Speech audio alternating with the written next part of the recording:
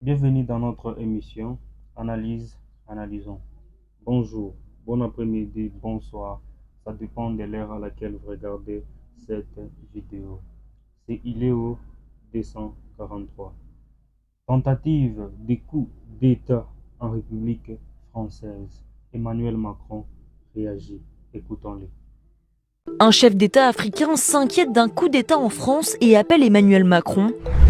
Dimanche, là, on m'envoie depuis l'étranger, un de mes collègues africains pour tout vous dire, un message Facebook.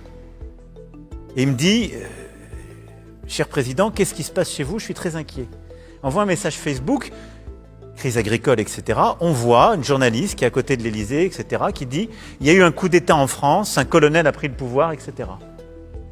Alors nous, ça nous fait marrer. La vidéo dont il parle est en réalité générée par l'intelligence artificielle. Elle cumule 13 millions de vues. La chute de Macron. À l'heure actuelle, les informations non officielles évoquent bien un coup d'État en France, dirigé par un colonel dont l'identité n'a pas été révélée, et la possible chute du président Emmanuel Macron. La production de faux contenus générés par l'IA a explosé, surtout ils sont de plus en plus difficiles à détecter, voix moins robotisées, décors existants ou encore personnages réalistes. Finalement, les gens doutent de tout ce qu'ils voient, c'est-à-dire qu'il y ait des vraies vidéos qui soient remises également en doute par les internautes. Et finalement, le but, c'est de créer une sorte de doute généralisé sur l'ensemble de l'information.